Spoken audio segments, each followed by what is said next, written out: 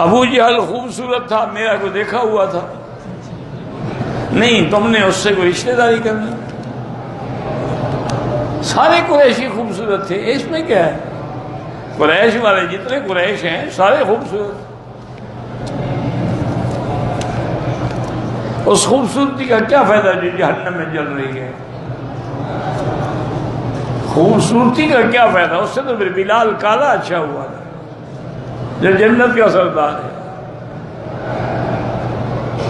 میرا چھوٹا بھائی میرے ساتھ طواف پورے کر کے 2 رکعت نماز پڑھ چکا، میرا اس کا ساتھ چھوٹ گیا، گھبرا کے رہائش پہ چلا گیا، عمرے کی صفا مروا نہیں کی، عمرہ مکمل نہیں کیا، احرام اتار کے شلوار کبھی پہن لیا نہیں، بات یہ ہے کہ پہن تو لیا، پھر تم اس کو کہتے کہ احرام باندھ کے صفا کرو، نہیں کیا تو دم بھی پڑ گئی۔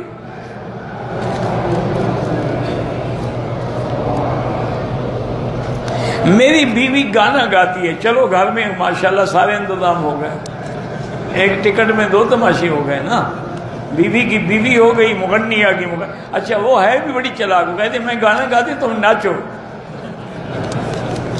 اچھی بات ہے جی، ایسی عورتیں پھر نچایا کرتی ہیں، یہ تو شکر ہے تمہیں پاؤں میں نچا رہی، ورنہ تو انگلیوں پہ نچاتی ہیں۔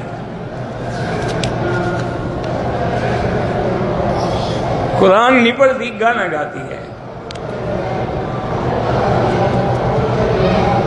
ہمارے گھر میں مسئلہ ہے، جب بیمار ہوتے ہیں سب ایک ساتھ ہوتے ہیں، کوئی طویل شویز کوئی نہیں ہے، جب بیماری لگتی ہے وائرس سب کو لگ جاتی ہے، کوئی نئی بات ہے، علاج کرو اور سورۃ فاتحہ دم کر کے سارے پیو۔